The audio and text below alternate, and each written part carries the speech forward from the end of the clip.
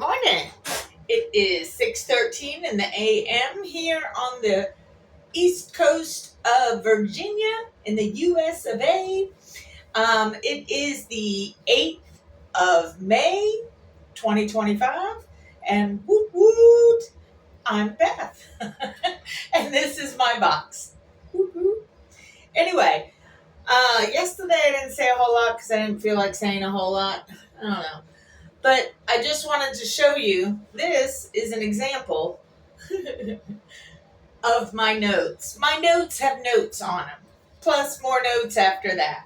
And this is only one copy of my stapled little setup here. I've got it right. I've got writing on the back, on the front, rearrange things, the whole 9 yards.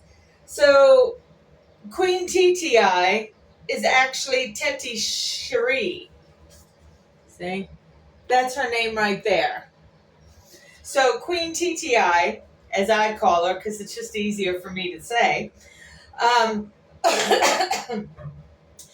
the connection that you can see that's obvious without being too obvious is actually in the Hebrew calendar. The Hebrew calendar has a month called Tetisheri.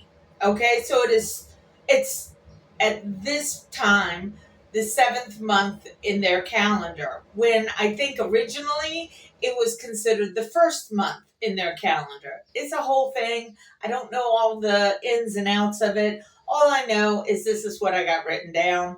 Again, I haven't obsessed for it for years upon years, so yeah.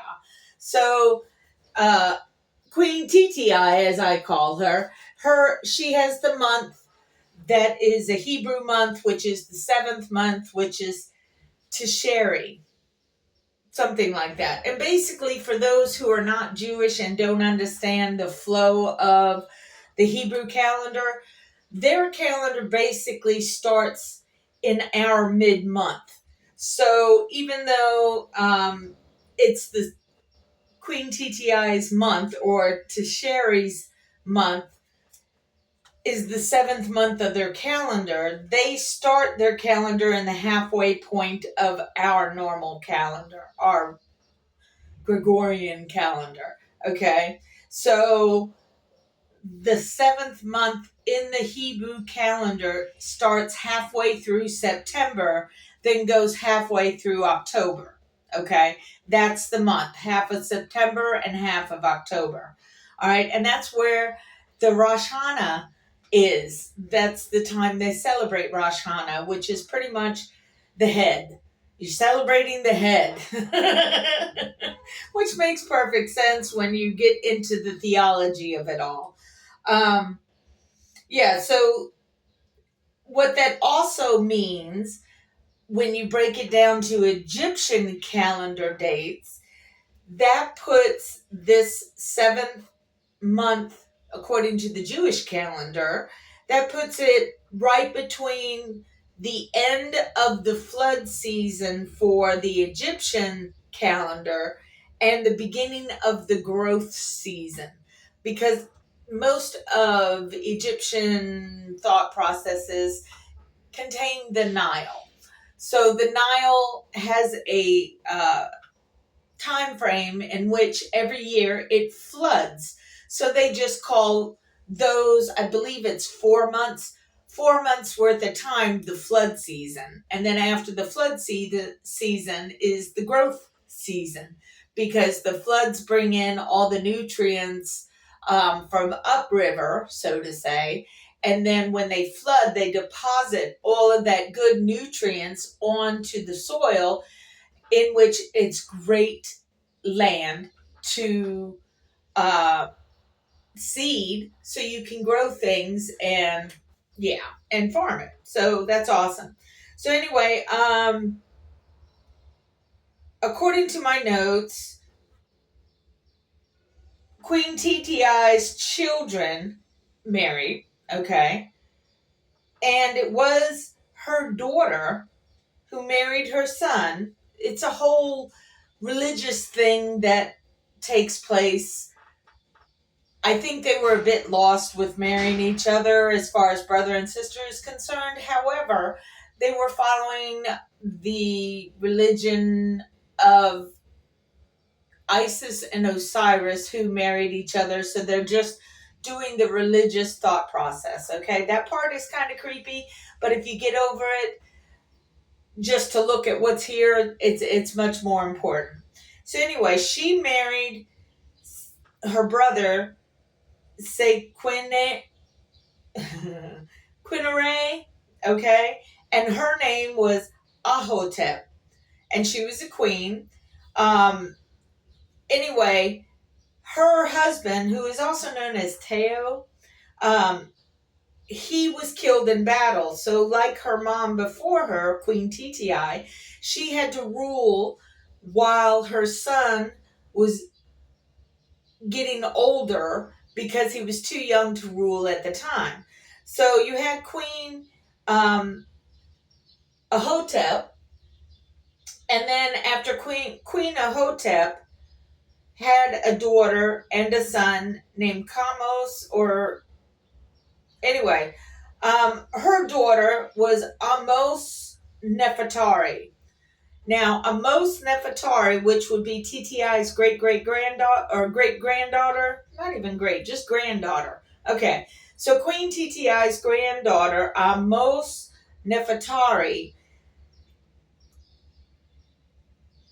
Yeah, this is a really important point because she was married to Amos, which wasn't, again, her brother. He's the one that finally finished the battle with the Hyksos down in the north. The Egyptian philosophy can twist your thought process because they based everything off of the Nile. So the Nile came from the south, but in Egyptian philosophy and thought process, that was the beginning. That's the top. So they considered that to be the north. Okay. And up in the delta, where the water empties out of the Nile into the Mediterranean, they considered that south. So even though the delta is technically the north part of Africa, they considered it the south because that's where the water emptied out. So they considered that downriver, as it were. So it's not that they're stupid. All these people who think that they were stupid by saying so didn't take the time to understand that that's the reason why. Because everything in their life was based off of the Nile River, and the river flowed in that direction. So it's downriver. And that was their south. So anyway, Queen Amos Nefertari was married to Amos, her brother. Anyway, he died in battle with the Hyksos. So she, like her mother before her, had to rule in the stead of her son, waiting for him to become old enough to become ruler. It was also about this time that it's written that Amos did this, but I don't think it was really Amos. I think it was Queen Nefertari. And because her name was kind of the same as her brother's name, with the Amos being in front, she and or he, but I do believe it was she because he was gone and she was in power. And if she's in power, might as well empower yourself while you're in power. You know what I'm saying? So she bought the title and the position that was known as God's wife of Amun. She made that a position in power. So God's wife of Amun obviously is going to be a woman. So that helps to put women in power in a way that it had not been before. Okay. So almost bought the position of God's wife for his wife, which was Amos. Okay. So she ruled while Amenhotep the second, or the first, he was too young. And the thing that's so fascinating and why it's so important, at least in my eyes, is Queen Nefertari. She was so well known and so well loved in Egypt that even 500 years later, in the 20th dynasty, she still had 50, approximately, that we know of, 50 tombs that mentioned the love for her. How do you have that type of a reputation without media, really, because there was none, other than word of mouth and reputation and this, that, and the other? She was so beloved for 500 years that she was mentioned in people's uh, tombs. So that's impressive as hell. So there's a something that's behind or deep within the whole process of being God's wife. And first of all, Christians, because I was raised a Christian, Christians can't even fathom the thought of a woman being somewhere near the position of God. So to think of God having a wife, that's just blasphemy, according to the people like the Pope. Now you have to remember that a lot of the things that happen with the Pope and the whole, is Jesus a real person or not a real person, or is he just, an oddity in humanity? The Council of Nicaea came up with all kinds of different rules and thought processes, and a lot of that is still bogus, okay? So for the men who hate women because the Bible teaches them to hate women and be subservient, yeah, you're doing yourself a dishonor, okay? If you really understood the magnificence of women, you would show us a little more respect. We are not your little place to put your winky. I mean, we are technically built that way, but that does not mean that that is the limit of what we are and what we can do. Yes. So I just wanted to help clarify that. Yeah, and then almost female, and then I was trying to see. Oh, okay. Hatshepsut, who did rule as a pharaoh, didn't come until years later.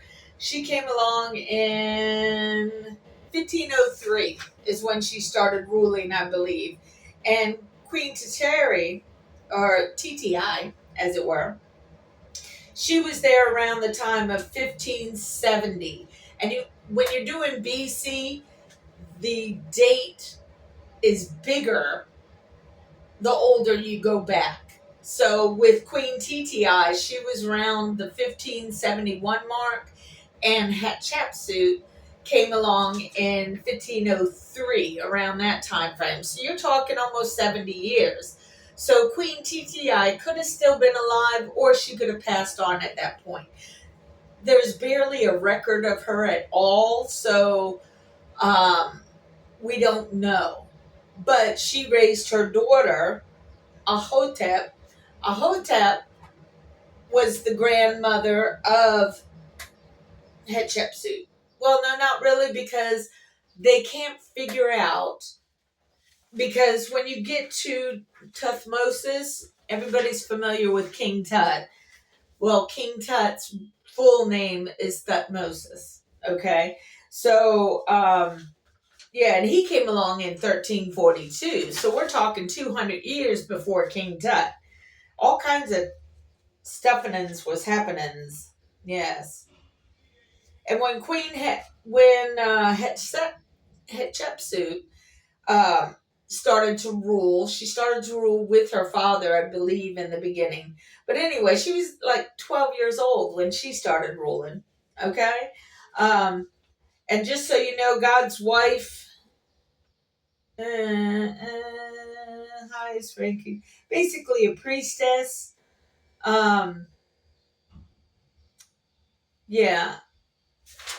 So these are the types of notes that I take and I go on about, and I could sit here and just continue to read and not tell you diddly squat, because it's such an obsession to me. Now, Moses Nefertari, she had many titles. She was a princess, of course. She was born of Ai, and Aya, I guess it's Aya. Aya is the moon. So she was born of the moon, the beautiful companion. She was revered as the goddess of resurrection. And that's more okay. I didn't know I was going to get into this, but we'll go ahead and get into it because I read it out loud. You have to think that back in 1500 BC, okay, they didn't have aspirin. They had other things that would help alleviate headaches, but they didn't have aspirin. Which means they also didn't have that beautiful little blue pill that makes your little winky happy. Okay? So when you hear the goddess of resurrection, there's a good chance that the resurrection is not about dying and coming back to life. What that is men at the time didn't have a little blue pill to help make their winky stand up. Because Queen Nefertari was the goddess or God's wife, as it were, she, with her intellect and thought process and spirituality, had the ability to make men who were in need of a little blue pill to make their winky go poop. She took something that was dead because it wouldn't rise, and she made it rise again. Get it? Resurrection. Okay?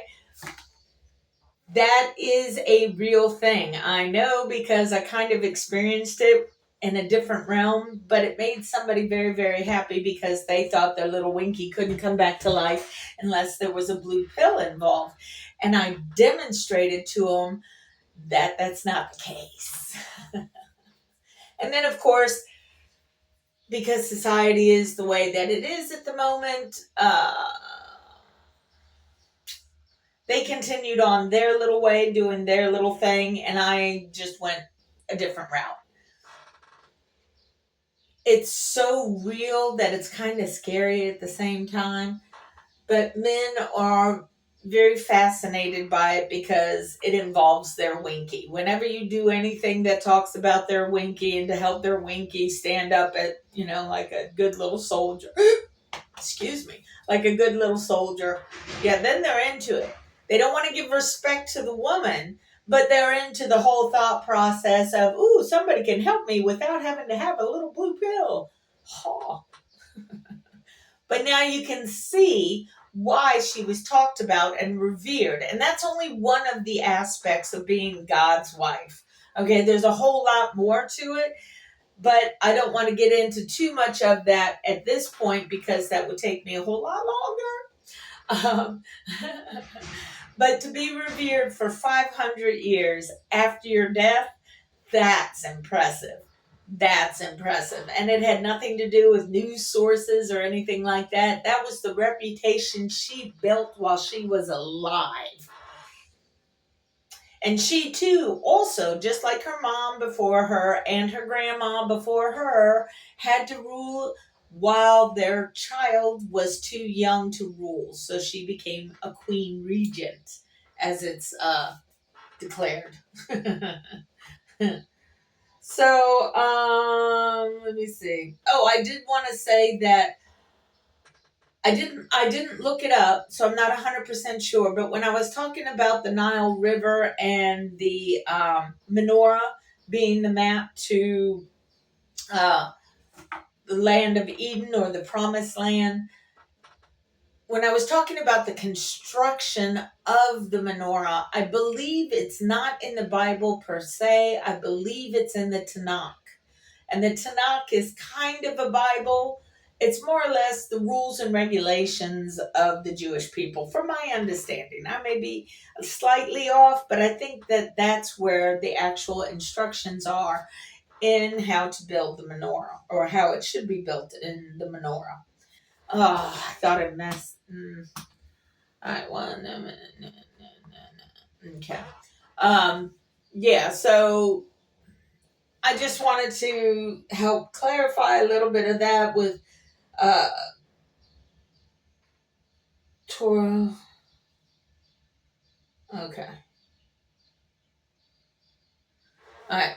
So that's part of it. There is a guy that I looked at and I did email, and some people have talked about or have left comments. I have not reviewed any of the comments from previous videos. That's part of my intention today. There was a guy who left a comment a while back, and I guess he removed it because now I can't find it. Either that or I'm just illiterate when it comes to the comment section and such. So, okay. Yeah, but anyway, it's been 20 minutes. I just thought I'd fill you in on a little bit more of Queen TTi and the importance that she played back in the day. All right, so again, I think if Moses was involved, I think she was either the mother or grandmother situation, meaning her daughter pulled Moses out of the water and like a child, and I know this sounds very bad, but it's actually a true kind of thought process. Like a child bringing home a stray dog, saying, "Can we keep it? Can we keep it?" Only in this case, it was a human baby. "Can we keep it? Can we keep it?" And the mother of the child that found the child knew full and well that they were going to be responsible for taking care of the child, just like humans today, mothers today, have to end up taking care of the dog because the child is not gonna. Anyway, I've said enough for tonight. Today it's 21 minutes in. I will go check out the dude from YouTube that I find fascinating, and he offers more. If I can find out more about Egypt and their religious philosophy, and so far he's sounding on point. I'm going to look into him a little bit further because he does offer classes and such like that. Um, yeah, and then I'll try and get back to the comments and comment to your comments, okay? But thanks for watching. Thanks for being a subscriber. Y'all take care of yourselves because that's all we got. Peace out for now. Bye.